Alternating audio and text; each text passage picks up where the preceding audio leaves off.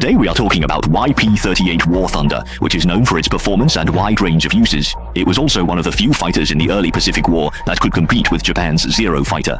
In 1936, the U.S. Army Air Corps issued a request for a new interceptor aircraft requiring a speed of 360 miles per hour at an altitude of 20,000 feet. 6 companies, including Lockheed, submitted their designs. Under the careful design of Kelly Johnson, Lockheed's proposal ultimately stood out. In June 1937, the first prototype aircraft, the XP-38, went into production. As a top-secret project, parts were secretly transported by truck to a warehouse and assembled over 18 months. In January 1939, during a 35-minute test flight, the prototype aircraft's exceptional speed demonstrated great potential to the U.S. Army Air Corps. Highly satisfied, the U.S. Army Air Corps sent a pilot on a record-breaking transcontinental flight. Although it crashed upon landing, the U.S. military still recognized its value. That year, the global situation worsened with Germany. With the Bf-109 performing well, the U.S. Army Air Corps ordered 13 YP-38s. Months later, an improved P-38 flew, prompting another order for 66.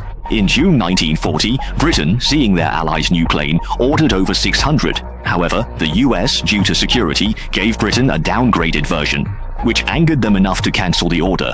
As a result, the P-38 didn't officially enter US service until 1941. The P-38 had so many versions that they nearly ran out of alphabet letters. For example, the P-38's length was 37 feet 10 inches, its wingspan 52 feet, and its empty weight 12,800 pounds. Takeoff weight was 21,600 pounds. Equipped with 2 liquid-cooled V12 engines, it could reach a max speed of 400 miles per hour, with a standard range of 1,100 miles. Its armament included one 20mm cannon and 450 caliber machine guns. Wing hardpoints could carry bombs or drop tanks. The P-38 was one of the initial U.S. land-based fighters to arrive. With its remarkable range, it could penetrate deep into Japanese-held territory to provide long-distance escort for bombers and transports, compensating for the limited ranges of the F-4F Wildcat and F-4U Corsair. On April 18, 1943, the P-38 faced its most notable engagement. After deciphering Japanese telegrams, the U.S. military knew Admiral Yamamoto was inspecting frontline troops. So, 18 P-38s, fully loaded, took off from Guadalcanal early that morning. To avoid Japanese radar, they flew low, about 50 to 100 feet above the sea. As calculated, they successfully intercepted him over Bougainville Island.